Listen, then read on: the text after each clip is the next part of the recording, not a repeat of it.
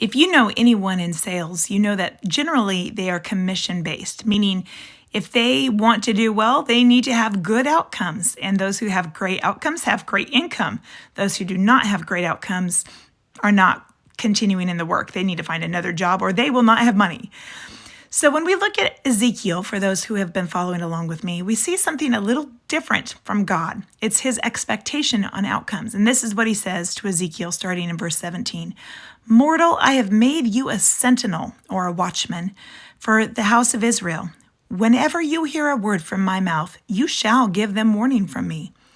If I say to the wicked, you shall surely die, and you give them no warning or speak to warn the wicked from their wicked way in order to save their life, those wicked persons shall die for their iniquity, but their blood I will require at your hand.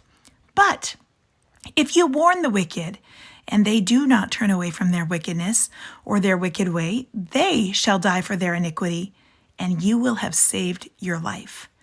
What God is saying to Ezekiel is that the outcome is not upon his shoulders. Ezekiel is to be faithful to sharing the message. The watchman who has the life-saving message in his hands, in his power, he is to deliver that message, and he is judged on the faithfulness of his delivery of that message. He is not judged as to whether or not people listen and repent and turn from their wickedness. He is judged about what he did. God has asked him to be faithful, and thus when he is not faithful, he will be responsible for the blood of these people. It is his responsibility to share in order to hopefully have them change their ways. Their sin is still their iniquity. They are still responsible for that. But Ezekiel will be responsible for not having shared this message. It got me to thinking about how often we don't really look at ourselves with expectations for delivering messages.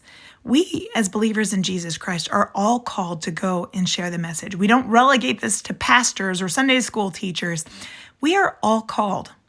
It is clear in the Great Commission, which I've been talking about all week, to go and make disciples of all nations. We are called to go and do.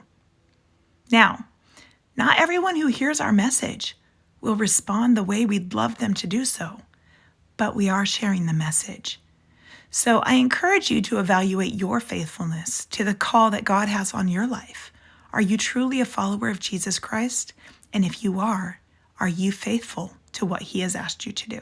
Something to contemplate today. Blessings on you.